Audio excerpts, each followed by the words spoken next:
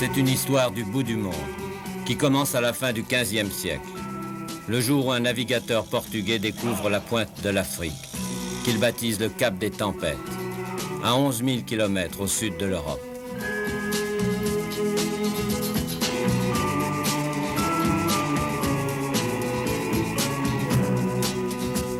Un siècle plus tard, les Hollandais passent par là, en route pour Java et Sumatra. Plus optimistes, ils le rebaptisent Cap de Bonne-Espérance et ils en font une petite colonie hollandaise. Un relais d'eau et de vivres sur la route des Indes. Puis arrivent les Français, en 1688. 120 familles. Des protestants, des huguenots, chassés par la révocation de l'édit de Nantes. Des vignerons, qui les premiers transforment le paysage en jardin et en vignoble. En une génération, les Français sont assimilés par les Hollandais. Et ensemble, ils forment une nouvelle race. Ils se disent des burgers, des citoyens libres. Mais le monde va les baptiser des boers, c'est-à-dire des paysans.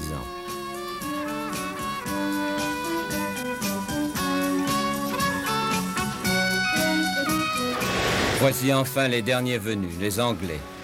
5000 colons qui débarquent au Cap en 1821.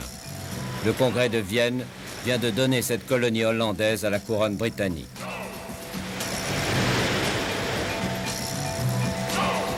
Les Anglais y plantent l'Union Jack et s'y installent comme chez eux, sous l'autorité bienveillante de son Excellence, le gouverneur de Sa Gracieuse Majesté.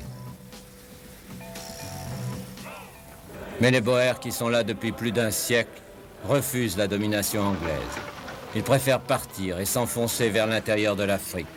Le Veldt, c'est l'exode vers l'inconnu, le grand trek. On les appelle les Voortrekkers, ceux qui vont de l'avant. Leurs colonnes errent pendant des mois, parcourant des milliers de kilomètres, à la recherche d'une nouvelle terre promise.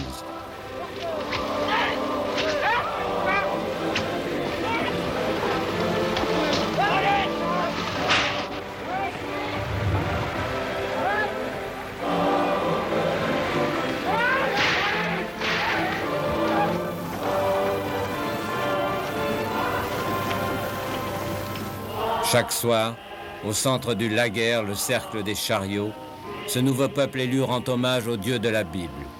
C'est la seule autorité devant laquelle il accepte de s'incliner.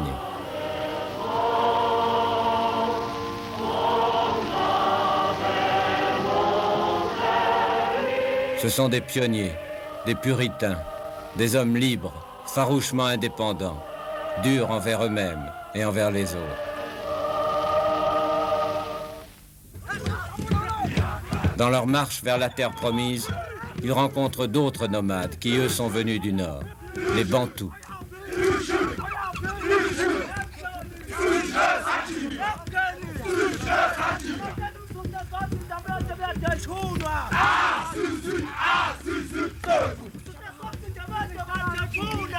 Monseigneur Boutelesi, évêque catholique de Johannesburg et descendant des rois Zoulous, évoque le temps de l'âge d'or où les Bantous étaient de paisibles bergers.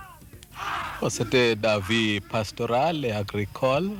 Il y a eu plusieurs clans et il y a eu aussi des petites luttes ici et là, déjà qui volaient la petit bétail.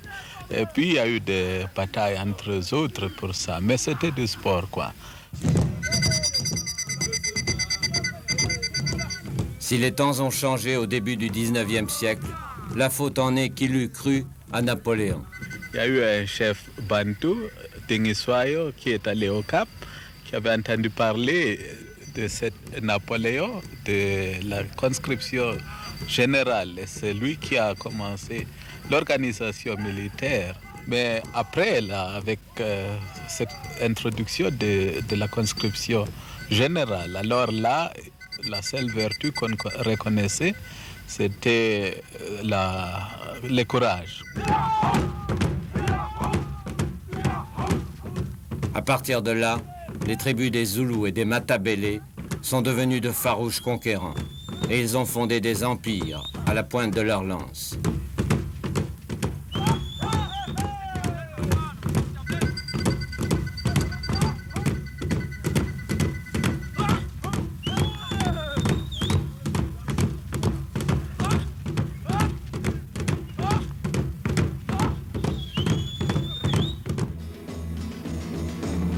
Vers 1830, les colonnes des Boers venant du sud vont se heurter à ces tribus bantoues venues du nord.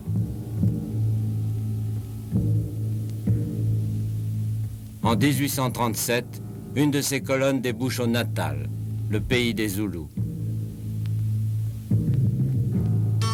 Ils avaient mis plus d'1 an pour arriver là. Ils avaient franchi des montagnes de 2000 mètres, construit des radeaux pour traverser les fleuves, 100 chariots, 2000 hommes, femmes et enfants.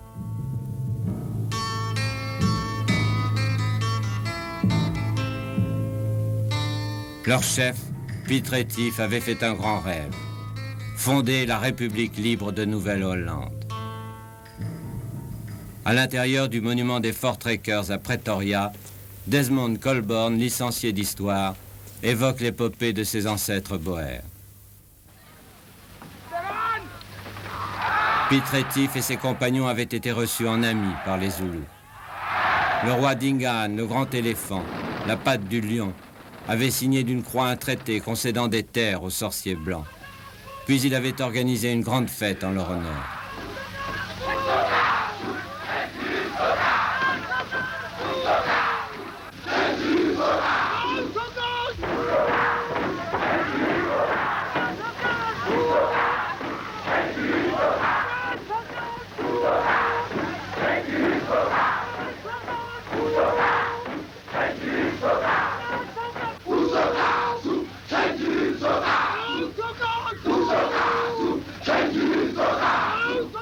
Mais après la signature, il y a la fête, et dans la fête, Retief et tous ses hommes sont massacrés.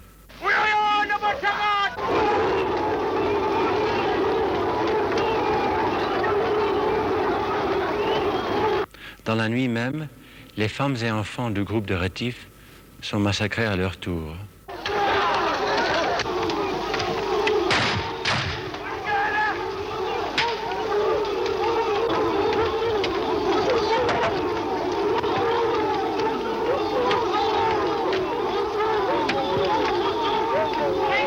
Un nouveau chef, Andries Pretorius, les vengera à la bataille de Bladjove, la rivière du sang. C'est 1 an plus tard. 15 000 Zoulous attaquent les 500 hommes de Pretorius retranchés derrière leurs 64 chariots.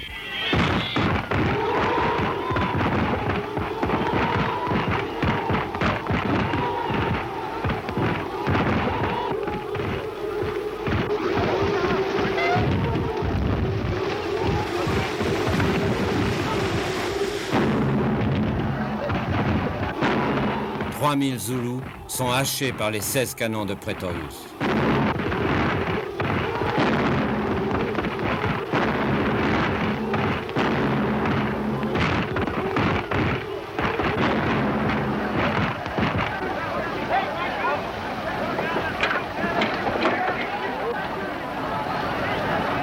Ce jour-là, les Boers ont conquis leur terre promise, le Natal. Ce jour-là, les Blancs ont vaincu les Noirs. C'est le 16 décembre 1838.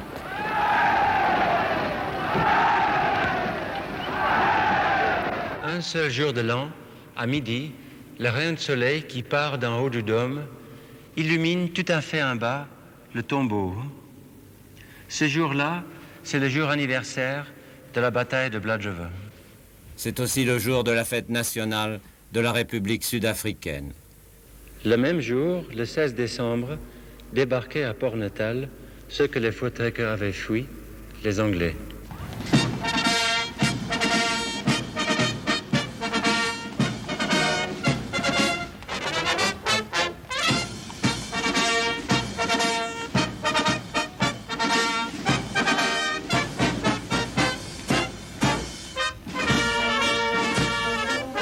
Ce ne sont plus les Noirs cette fois, mais d'autres Blancs, les Anglais qui disputent leur terre promise aux Boers.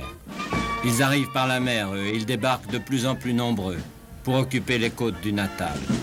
Parmi eux se trouvaient les ancêtres de Roy McNab, écrivain sud-africain. Je suis né à Durban, primitivement le Port-Natal.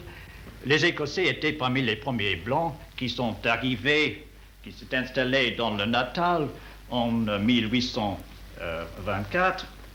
Et l'arrivée des Boers dans la terre promise, dans le Natal plus tard, ne posait pas des problèmes avec les Anglais déjà dans le Natal. Mais au Cap, le gouverneur n'était pas content. Il avait pensé que l'arrivée des Boers citait les difficultés pour lui. Donc, il a décidé d'envoyer une force militaire pour annexer le Natal, qui est devenu finalement colonie britannique. Les Boers ont fait une certaine résistance, mais finalement ils ont décidé de quitter la terre promise, le Natal, parce qu'ils n'aimaient pas l'autorité britannique, ni les lois anglaises, les coutumes anglaises. Donc ils sont repartis et au-delà de Drakensberg, ils ont créé les deux républiques, au-delà de la rivière Orange, l'État libre d'Orange, dont la capitale est Bloemfontein, et au-delà de la rivière Vaal, le Transvaal, la République sud-africaine, dont la capitale est Pretoria, après le général Pretorius, vainqueur de la bataille de Blood River. Mais là, un nouveau fléau inattendu va menacer la République puritaine des Boers, le diamant. À la place de ce grand trou de Kimberley se trouvait la ferme d'un certain monsieur de Beers. De partout, les chercheurs étaient accourus pour creuser, depuis qu'en 1866, un enfant avait découvert un diamant gros comme un œuf de pigeon. En 50 ans, plus de 500 milliards de francs de diamants étaient extraits du sous-sol de Kimberley. La ville est toujours là, telle qu'elle existait à l'époque de cette ruée vers le diamant. Très bientôt, il y a plus de Blancs ici à Kimberley que tous ceux qui ont participé au Grand Trek. Et on vient de tous les coins du monde ici à Kimberley. C'est la ville champignon, la ville champignon d'époque. Et c'est un monde très cosmopolite qui s'élève ici, à côté des républiques des pastorales des bourgs. C'est surtout le bruit, le champagne, beaucoup de filles, beaucoup de bistrots. Vous voyez ici le repos du mineur. Il y avait aussi évidemment le café français. Et plus de bistrots en somme que dans toute l'Afrique du Sud ensemble.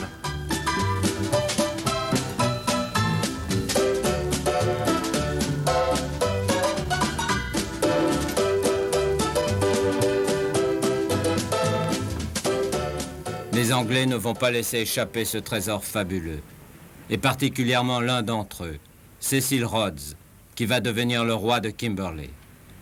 Avec l'aide des banquiers de Londres, il fait d'abord main basse sur les mines de diamants, comme le raconte le capitaine de vaisseau Sam Davis, dans le temple colossal du Cap, dédié au plus célèbre des colonisateurs britanniques. Eh bien, Cecil Rhodes était le fils d'un pasteur anglais. Et à l'âge de 17 ans, Cecil Rhodes a contracté une affection pulmonaire. Et il est venu justement en Afrique du Sud pour se rétablir. Et justement, son frère était déjà ici, dans le Natal. Et c'était vers les 1870. Et à ce moment-là, il y avait justement la course pour les diamants de Kimberley. Et tous les deux sont montés à Kimberley. Et Cecil Rhodes est resté là pendant 2 ans. Il s'est rétabli et, voulant continuer son éducation, disons, il est rentré en Angleterre et quand il a fini ses études à Oxford vers les 1881, il est venu définitivement s'installer en Afrique du Sud. Rhodes est remonté à Kimberley où il a vu justement qu'il y avait trop de... le trou de Kimberley et ses produits de diamants étaient très amorcelés. Et il a mis des gens comme Barnato, Joel, il les a mis ensemble et il a formé la grande compagnie qui s'appelle De Beers. Et de ces jours, c'est la compagnie qui contrôle la vente des diamants dans le monde occidental. Et c'était un personnage très controversé. Absolument, parce que ayant acquéri maintenant, disons, une certaine fortune, il pouvait, disons, faire du bulldozage un peu partout. Les gens qui l'aimaient, certainement, l'aimaient bien, Ceux qu'il n'aimait pas, il les détestait. Cependant, je ne dis pas qu'il achetait tout le monde, c'est pas exact, mais il avait un charme. Il avait un grand charme, il avait un esprit merveilleux et aussi une physique de bel homme. Agir ou mourir, telle était sa devise. Pour lui, l'argent n'était d'ailleurs qu'un moyen, celui de faire de l'Afrique la chasse gardée du lion britannique. Cecil Rhodes avait un autre génie, c'était un génie politique. Car il voulait voir bien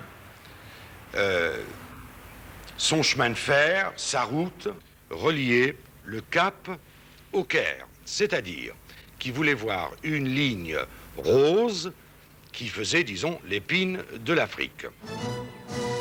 En 1890, il lance une expédition vers le nord. Et en 3 mois, avec 148 pionniers, il conquiert un territoire 2 fois grand comme la France, qu'on baptisera un jour la Rhodésie. Désormais, les encombrantes républiques boères sont encerclées. Cecil Rhodes exulte. Rhodes était avec son ami Gray. Ils ont campé dans le Veld.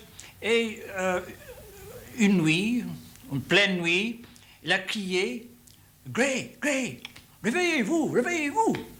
Et le pauvre Gray pensait au moins que sa tante a pris feu. A dit « Écoutez, Rhodes, qu'est-ce qu'il y a? Qu'est-ce qui est arrivé ?» Et Rhodes répondait « Rendez-vous compte, Gray, comment c'est merveilleux d'être anglais. » Oui, il faisait bon être anglais au XIXe siècle, sous le règne de Victoria. Un règne qui devait durer 64 ans. Ce siècle était anglais, le monde était anglais. Mais l'Empire n'était pas uniquement une exaltation, elle avait une réalité. Et il faut tenir compte du fait que depuis Trafalgar, la flotte anglaise, la fameuse Royal Navy, a maîtrisé toutes les mers. Et dans ces circonstances, Angleterre, pendant le 19e siècle, a tiré toutes les matières premières de toutes ces colonies, de tous ces coins du monde, et finalement a trouvé une puissance économique énorme, une prospérité considérable. Et finalement, l'Angleterre était la puissance économique la plus forte du monde.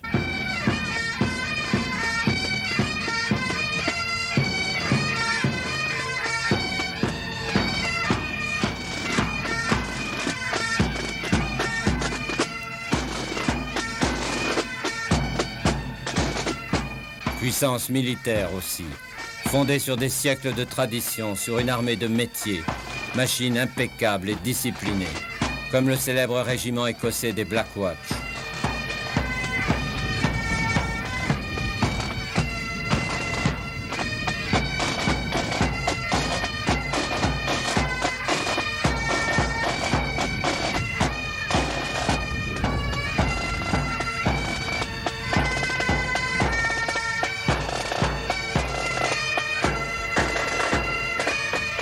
Ils sont venus à bout de Napoléon.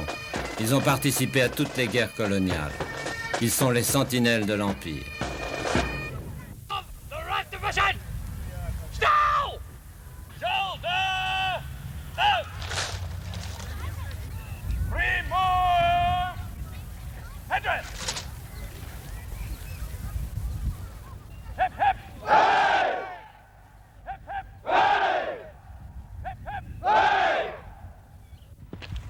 Et voici Tommy Atkins, le soldat de l'armée des Indes décrit par Kipling, le célèbre Tommy. Hello. You look like a gentleman. I wonder if you could help me. I seem to be lost in this bloody country. Le voilà maintenant en Afrique du Sud et il n'a pas l'air content du tout. Georges Duby, un journaliste sud-africain d'origine française, traduit sa grogne. Voici un soldat de l'armée britannique.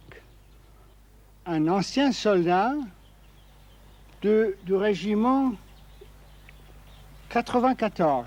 C'est peut-être le fameux régiment des Buffs qui s'est battu en Inde, en Birmanie et en Afghanistan. I was also in the Sudan. It was, matter of fact, after the Sudan that they took away our lovely red tunics. En effet, c'était après la campagne du Soudan que les armées britanniques ont perdu leur fameuse tunique rouge dont ils étaient fiers.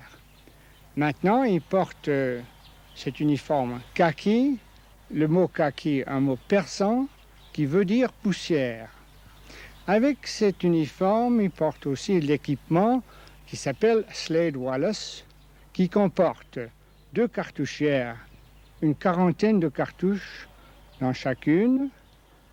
Après ça, derrière leur dos, ils ont un sac en cuir noir, une cantine recouverte de toile,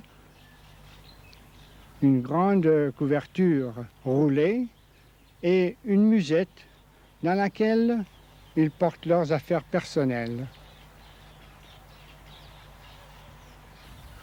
Poids total, une vingtaine de kilos, sans compter l'armement. Eh bien, l'armement commence classiquement par le casque. Quoi qu'il ne soit pas en métal, c'est un casque en liège, léger, recouvert de kaki de nouveau. Mais là, l'arme principale, c'est, permettez-moi, s'il vous plaît, le fusil Lee Medford. Fusil automatique, 8 cartouches dans le magasin. Une arme qui n'est quand même pas aussi moderne que l'arme des bourgs, le Mauser allemand. L'arme qui redoutait le plus les bourgs, c'était la baïonnette, surtout au corps à corps, parce qu'ils trouvaient ça une arme déloyale.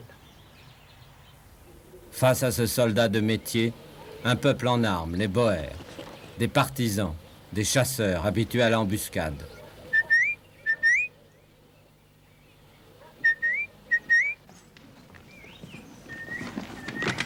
Ce n'est pas encore la guerre ouverte, mais depuis 20 ans, les Boers harcèlent les troupes anglaises qui menacent leur indépendance.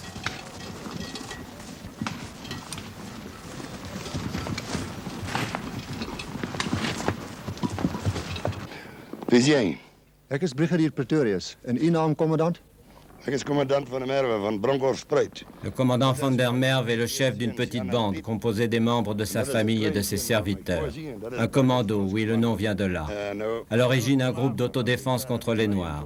Aujourd'hui, l'unité de base des armées Boer que présente le brigadier général Pretorius, descendant du vainqueur de la bataille de Blood River. Les forces armées républiques sont un peu l'armée fantôme, le contraire exactement du corps expéditionnaire britannique. Il n'y a pas d'effectif permanent, pas d'uniforme et pas de discipline. La défense repose sur le principe la nation en danger, la patrie en danger. Tous les hommes de 16 ans à 60 ans répondent à son appel. Mais sous les autres, le soldat reste toujours un citoyen. Il élit ses officiers. Il discute ses ordres, il décide de la stratégie. Chacun fournit son cheval, une selle, un harnais, un fusil, 50 cartouches, une couverture et de vivres pour 8 jours. De la viande séchée, des saucisses et du pain de campagne. Le fusil est l'arme principale. C'est un très bon fusil, le Mauser, un fusil allemand, avec chargement par le culasse et tir semi-automatique. L'ennemi, bien sûr, c'est l'anglais.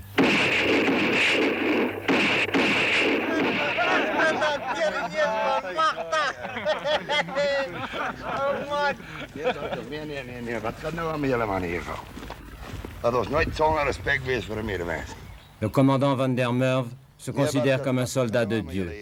Mais en bon puritain, il ne veut pas qu'on se moque de l'ennemi. Il est chrétien comme nous, dit-il, et il cite la Bible pour faire honte à ces hommes. Il en appelle aussi à celui qui est le père de la nation, le président Kruger. Pour tous les citoyens des 2 républiques Boer, l'Orange et le Transvaal, le président Kruger, c'est Paul, l'oncle Paul, le patriarche, le prophète. Ce géant barbu est né au Cap. À 10 ans, il participe au Grand Trek. À 14, il tue son premier lion. À 16 ans, il obtient sa première ferme. À 17 ans, il se marie. Il a 12 enfants et 121 petits-enfants. Ici, dans sa maison à Pretoria, au milieu de la ville, en face de l'église, il y a un style de vie tout à fait rural, patriarcal. C'est une vie simple, un style de vie simple, sans façon. Il se lève très tôt, à 5 heures le matin, et il se couche vers 9 heures. Son travail, il se rend au Volksrat, le Parlement, où il domine ses collègues. C'est une force de la nature, il s'impose. Mais ici, à la maison, il reçoit de façon plus aimable, plus détendue. Très souvent, devant la maison, sur le véranda.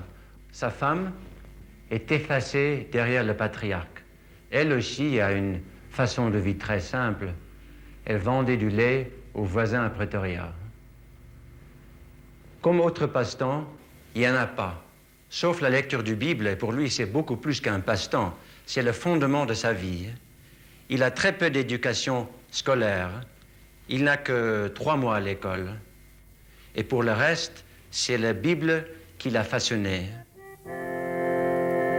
Kruger, un paysan enraciné dans sa terre et dans sa religion.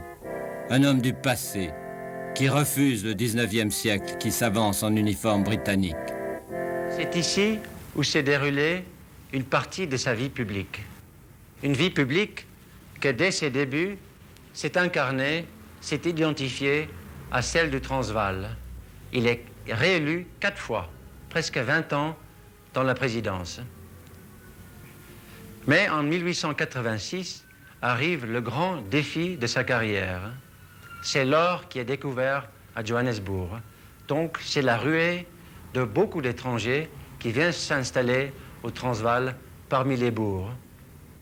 Dès le début, Kruger considère l'or presque comme une malédiction littérale. Il considère que ça va apporter beaucoup de sang. Il pousse donc la législation sur le droit de vote qui devient très dur pour un nouveau venu d'avoir le vote au Transvaal. Et les nouveaux venus, évidemment, ne sont pas contents, pas du tout. Ces nouveaux venus, ce sont les amis de Cecil Rhodes, l'anglais abhorré, l'homme du Cap, l'homme des banques, l'homme de l'Empire. Après le monopole des diamants, il s'est emparé du monopole de l'or, à coups de capitaux. Pour lui, ces Boers, ce sont des paysans bornés qui entravent la marche du progrès. En 1898, son âme damnée, le docteur Jameson, lance un raid de 500 hommes pour fomenter une insurrection au Transvaal.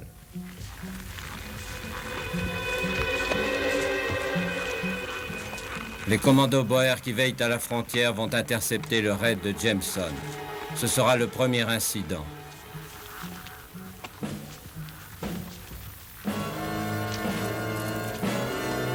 Et la guerre finira par éclater, le 11 octobre 1899.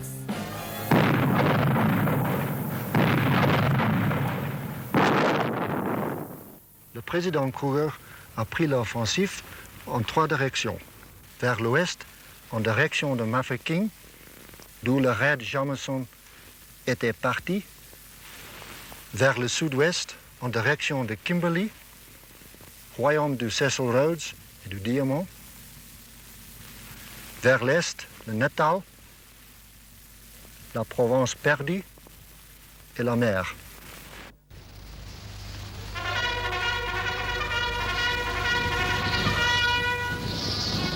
En une semaine, 30 000 Boers envahissent les colonies britanniques. Mais à la surprise générale, ils s'arrêtent autour des garnisons où se sont enfermés les 25 000 soldats anglais.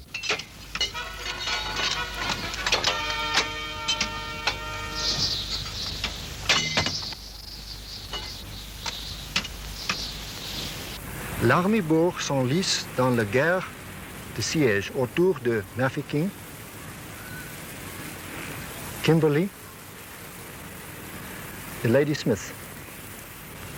Elle remporte encore de brillantes victoires au cours de la 2e semaine de décembre 1899, le Black Week, la semaine noire pour les Anglais. En effet, les colonnes anglaises qui ont été envoyées au secours des villes encerclées sont partout assaillies par les commandos Boers.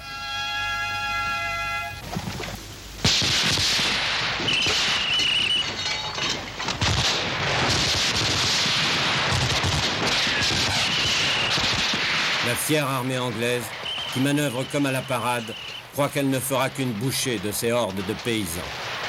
Elle va vite déchanter.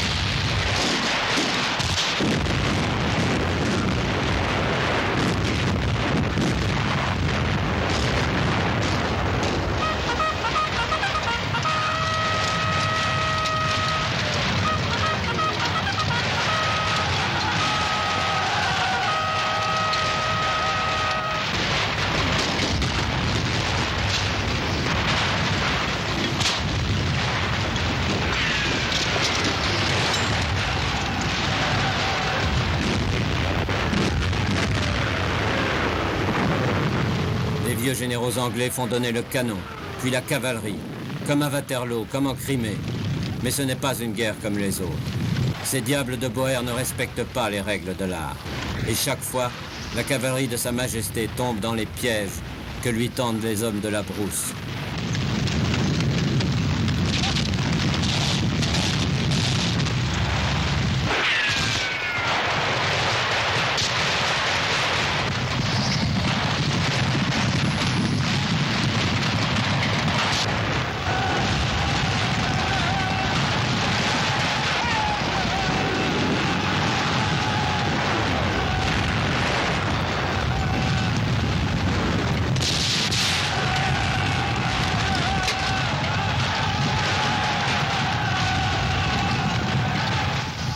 « 3000 morts et un général anglais tué en une semaine. Stormberg, Magersfontein, Colenso, autant de défaites cruelles pour les Anglais. Les Boers sont alors persuadés qu'ils tiennent la victoire.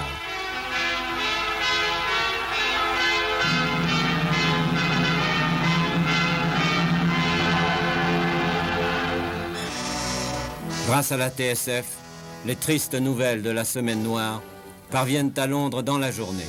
Pour la première fois, l'opinion publique est mêlée à la guerre. C'est la consternation. Alors la propagande se raccroche aux rares informations qui ne soient pas désastreuses. Un jeune correspondant de guerre de 25 ans, enfant terrible de la haute société de Londres et qui s'appelle Winston Churchill, a été fait prisonnier par les Boers. Il réussit à s'évader et la presse en fait aussitôt un héros. Autre bonne nouvelle, soigneusement montée en épingle. Dans une petite bourgade, groupée autour de son relais de poste et de sa gare, une poignée d'Anglais tient en respect une armée de Boers. C'est Mafeking. Que s'est-il passé ici? Rien, ou presque. Pourtant, Mafeking est devenu une légende. Légende pieusement conservée par un avocat de la ville, Spencer Minchin. We're now in my office, which originally belonged to my father, which was commandeered by Baden-Powell during the siege as his personal headquarters. Ici, c'était le bureau de son père, qui servait de quartier général au commandant de la garnison, Baden-Powell.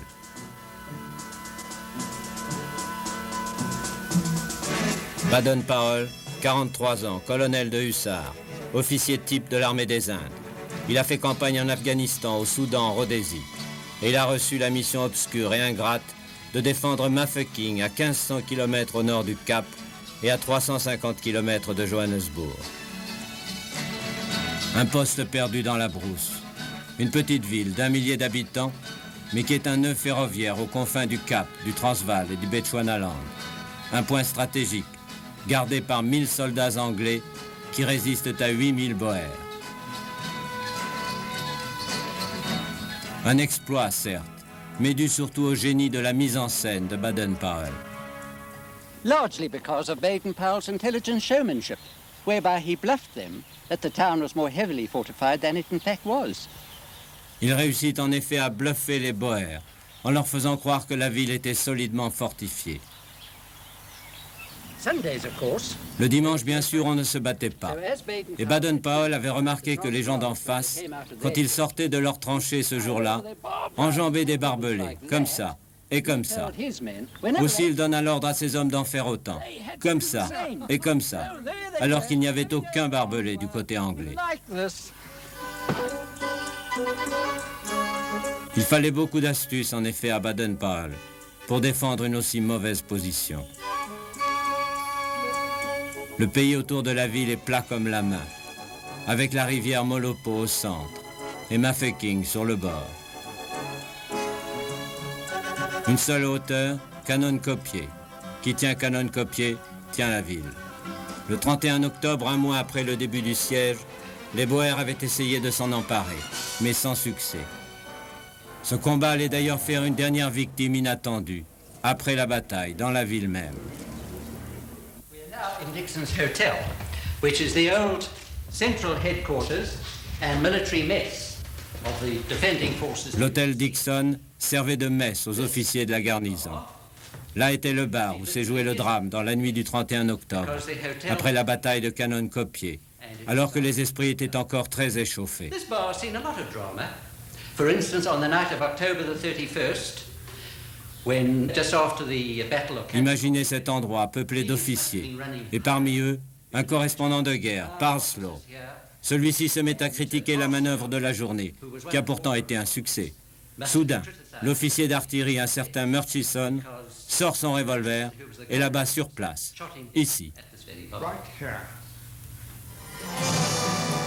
Le pauvre journaliste était tombé au champ d'honneur de l'intempérance. Car si les puits de la ville étaient vides, les caves de l'hôtel Dixon étaient bien garnies. C'est dans cette cave que se trouvait aussi le central téléphonique, d'où partaient les communiqués laconiques de Baden-Powell qui faisaient vibrer l'Angleterre. Aujourd'hui, 4 heures de canonnade. Tué, une poule. Blessé, un chien. Car l'humour, le célèbre humour britannique, était avec l'astuce l'arme principale de Baden-Powell pour lutter contre la démoralisation, contre la faim. L'eau était rationnée comme les vivres. Au bout de 2 mois, on en vint à manger du cheval puis du chien. Cependant, au 100e jour du siège, il y avait parade sur la Grande Place. And this is our most treasured possession, a naval gun which was found in Mafeking. Amoureuse de ses reliques, Mrs. Connie Minchin est conservateur du musée de la ville. Pendant le siège, les Anglais avaient peu de canons. Cette vieille pièce datant de la marine à voile, quelques boulets de fortune et le Wolf, le loup, un engin de fabrication locale, fait avec un tuyau et un châssis de locomotive. Toujours pour faire illusion, Baden-Powell les déplaçait sans cesse. En face, les Boers possédaient le Long Tom, orgueil des républiques et des établissements Schneider du Creusot, servi par des volontaires français, car il y avait près de 3000 volontaires étrangers aux côtés des Boers, sous le commandement d'un colonel français, Villebois-Mareuil, qui sera tué au combat de Bossoff le 5 avril 1900. À Mafeking, un autre Français, le comte de Frémont, fut blessé et fait prisonnier. Il marchait fièrement en tête de la troupe quand elle atteignit la place du marché. Baden-Powell, le voyant, lui dit « Bonsoir, monsieur. Vous arrivez juste à temps pour le dîner. » Et il l'invita à partager son repas. Le siège s'éternisait. Baden-Powell mettait à contribution toute la population de la ville, y compris les enfants. Pour porter les messages, il avait créé un corps de jeunes volontaires de 9 à 14 ans, les cadets, les ancêtres des scouts. Une idée née ici, à Mafeking, et qui allait faire son chemin. Ainsi, le siège de Mafeking devait durer 7 mois et demi. Un événement au fond sans grande importance, mais dont la propagande anglaise avait fait un symbole, et qui allait ainsi entrer dans l'histoire. Entre-temps, l'Angleterre s'est ressaisie, et les renforts venant de tous les coins de l'Empire partent pour le Cap.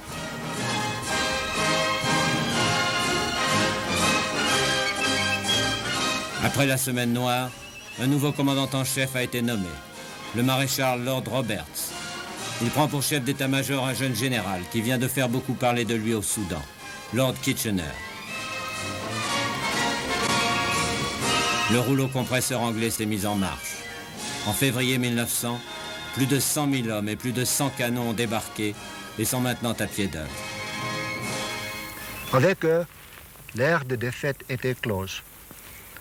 Descend Buller devant Ladysmith ils décidèrent de faire de la ligne de chemin de fer du Cap à Bloemfontein et Pretoria l'axe de leur offensive. Le monde entier assiste alors à la marche victorieuse des armées anglaises, grâce à une nouvelle invention, le cinématographe. Ici naquirent les premières actualités filmées.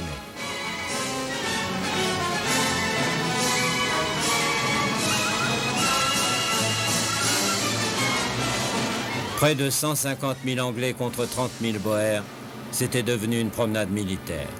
Le 15, French, à la tête de la cavalerie, entrait dans Kimberley et délivrait le lion en cage, Cecil Rhodes. Le 27, Cronje, le général Boer, encerclé à son tour, devait capituler à Paardeberg avec toute son armée. Les Anglais l'internèrent à Sainte-Hélène.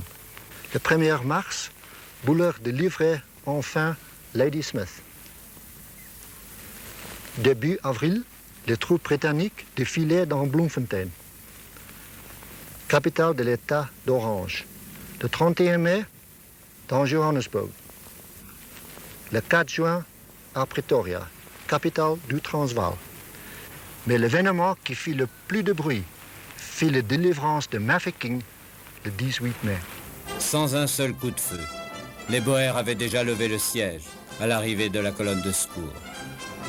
Peu importe, en Angleterre c'est du délire. 3 jours d'hystérie collective. Baden-Powell est célébré comme le héros des héros. Toute l'Afrique du Sud est annexée à la couronne. L'or et le diamant resteront anglais.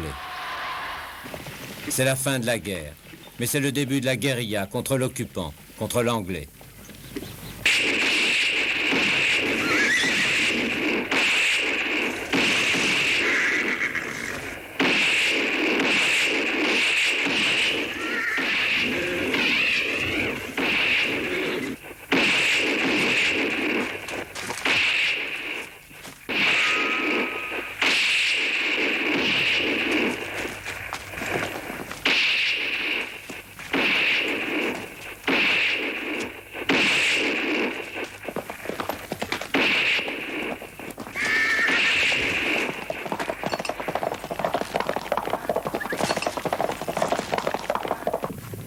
La résistance va durer 2 ans et coûter la vie à pas mal de gentlemen en kaki. Jusque dans la province du Cap, où la moitié de la population était d'origine franco-hollandaise, comme l'est le professeur Johannes Joubert. Et les Anglais n'avaient que 2 solutions contre ces attaques. D'abord, ils ont fait construire des séries de blocages, comme vous le voyez là, pour protéger leur ligne de communication. Ensuite, ils ont déclaré rebelles tous ceux qui étaient les armées républicaines. Toute personne prise aidant les armées républicaines a été fusillée. Et toutes les fermes des rebelles étaient brûlées.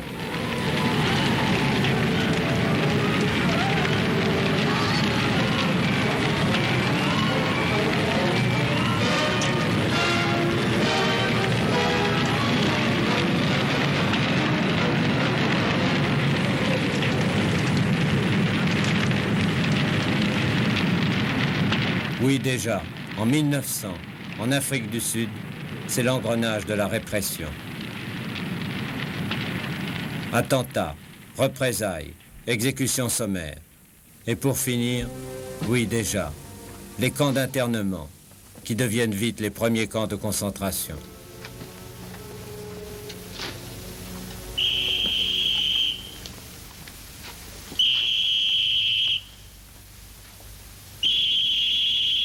Pour priver les rebelles du soutien de la population, 77 000 femmes, enfants et vieillards finiront par y être internés, près du tiers du peuple boer.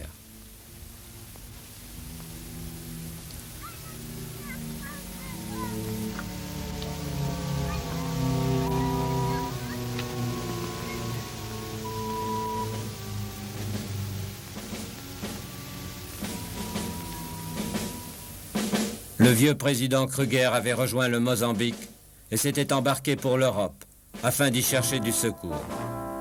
Les foules accueillaient l'oncle Paul avec enthousiasme. L'opinion publique s'enflammait pour la cause des malheureux Boers. Partout, et surtout en France, la propagande se déchaînait contre la perfide Albion, contre le crapaud Kitchener, contre le cupide Cecil Rhodes, qui faisait la guerre avec le sang des autres.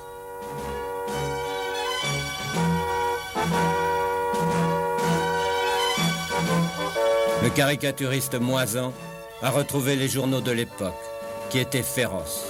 Témoin, ces 2 numéros de l'Assiette au beurre, qui ont paru le 28 septembre 1901, dans lequel, premier numéro, il y avait l'Angleterre, Britannia, l'impudique Albion, qui était représenté avec les fesses à l'air.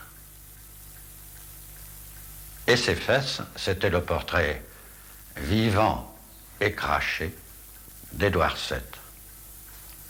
Le parquet a poursuivi, probablement sur quelques remontances qui ont été faites par l'ambassade anglaise. Et l'Assiette au beurre a été obligé de retirer une nouvelle émission, une nouvelle édition, et de faire badigeonner les fesses en bleu. Et sous ce bleu, on aperçoit le portrait d'Édouard VII. Et ce numéro, celui-ci, sans doute parce qu'il y avait eu une main-d'œuvre supplémentaire, a été vendu plus cher. Alors, si bien qu'on a eu quelques exemplaires des fesses d'Albion qui ont été vendus 60 centimes et qu'ensuite, on a payé 80 centimes la disparition des fesses. À mon avis, c'est payer cher la pudeur. Dans cette guerre de propagande, les Anglais n'étaient pas en reste. Pour l'occasion, ils fabriquaient les premières actualités truquées, tel l'épisode de l'héroïque porteur de dépêche attaqué par les méchants Boers.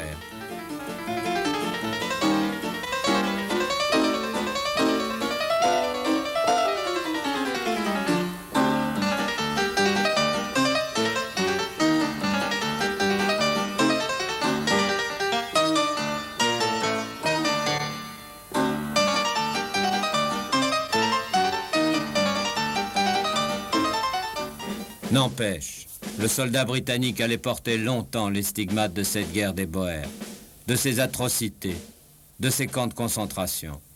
Bien que depuis 75 ans, les Anglais ne cessent de répéter « Nous n'avons pas voulu cela ». Here you have a picture of the Berger refugee camp which was established outside Mafeking, June 1901. Voilà la photo du camp de réfugiés établi à Mafeking en 1901. Il fut créé pour protéger les femmes et les enfants des misères de la guerre, affirme Madame Minchin. D'ailleurs, Kitchener a écrit au chef Boer qu'il faisait tout son possible pour assurer leur subsistance et que si les réfugiés voulaient s'en aller, ils étaient parfaitement libres de le faire.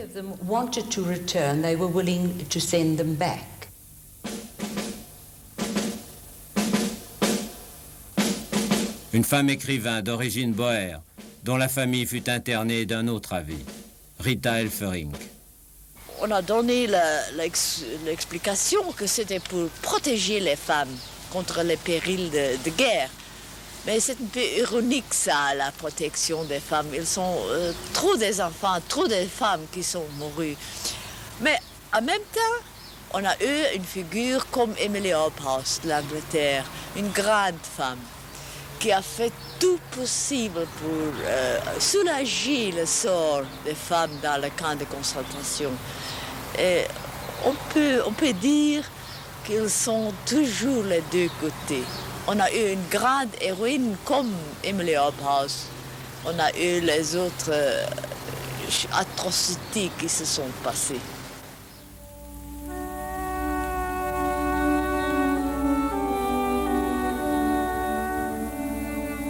Certes, les camps anglais n'étaient pas des camps d'extermination. Mais 26 370 femmes et enfants Boers y sont morts. D'épidémie surtout.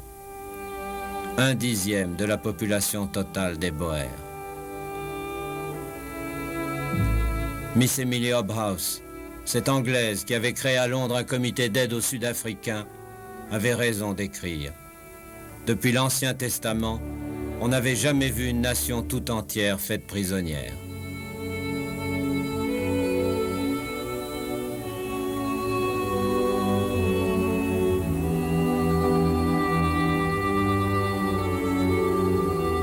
À Bloemfontein, un monument commémore le sacrifice de ces innocents, avec pour seul commentaire que la volonté de Dieu soit faite. Dieu n'avait pas voulu donner la victoire aux Boers. Abandonné de Dieu et du monde entier, il se résignait donc à traiter, après 70 ans de lutte. Donc, les Boers et les Anglais prennent des contacts pour mettre fin à la guerre. Les généraux Boers font des consultations avec leur peuple et ils vont à Vereeniging affronter les Anglais pour négocier. Mais ce qui est important est que les généraux Boers ne sont pas battus dans les champs de bataille. Ils ne se rendent pas, ils négocient le traité de Vereeniging. C'était le 31 mai 1902. Le général Kitchener tendait la main à ses adversaires, le général De Wet, l'insaisissable chef des guérillas, le général Delarey, vainqueur d'un ultime combat, et le général Botha, dernier commandant en chef. Nous voilà bons amis maintenant, dit Kitchener, qui avait le sens du raccourci. La page était tournée. Presque en même temps, les deux géants qui avaient déclenché la guerre disparaissaient. Le président Kruger, le Boer, presque aveugle, s'éteignait en Suisse en 1904, à l'âge de 79 ans. On lui avait caché la signature de la paix. 2 ans plus tôt, face à l'océan qui vient battre le cap de Bonne-Espérance, Cecil Rhodes, l'Anglais, était mort à 49 ans du mal qu'il avait dévoré toute sa vie, la volonté de puissance. Les derniers mois, il s'était retiré dans cette chaumière. Ils n'auront vu ni l'un ni l'autre leur rêve réalisé. L'Afrique du Sud, devenue le pays le plus moderne et le plus riche d'Afrique, grâce à son or et à ses diamants, comme le voulait Cecil Rhodes.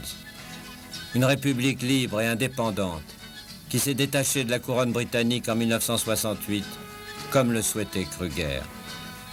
Une patrie enfin où les Blancs, Anglais et Boers sont réconciliés, mais où se pose un nouveau problème que n'avaient prévu ni Cecil Rhodes ni Kruger, celui des Noirs. En France, qui se souvient de la guerre des Boers et du siège de Mafeking, hormis les scouts? Libre, libre, libre d'aimer, de vivre. Venez les amoureux, flibustiers et poètes, compagnons chaleureux, venez faire une fête. Venez, c'est aujourd'hui que j'enterre mon fusil. Libre, libre, libre d'aimer, de vivre. Libre, libre. C'est là-bas, quelque part en Afrique du Sud, qu'est née la légende de Baden-Powell, comme le rappelle Émile Vissot, commissaire national des Scouts de France. Baden-Powell est devenu donc un héros national. Tous les jeunes, non seulement d'Angleterre, mais de l'Empire britannique, et puis beaucoup du reste du monde, vont le prendre comme leur héros. Alors, Baden-Powell écrit son expérience. Il écrit son expérience dans un livre qu'on a traduit en français sous le nom d'Éclaireur et qui en anglais est Scouting for Boys. Et il le fait paraître sous forme de bivouac, vous voyez, comme ce soir autour de ce feu. Il raconte dans une série de bivouacs un certain nombre d'expériences et il donne des conseils. Et ces bivouacs étaient à peine parus, car ils n'ont pas paru tous ensemble, que déjà, de par le monde, partout, des milliers de jeunes et des milliers d'éducateurs essayaient d'appliquer ce que Baden-Powell donnait comme conseil, comme principe éducatif, et ainsi, spontanément, naissait le scoutisme. À part cela, que reste-t-il de cette guerre oubliée? Une chanson qui a fait le tour du monde. La complainte du peuple boer, pleurant son vieux Transvaal.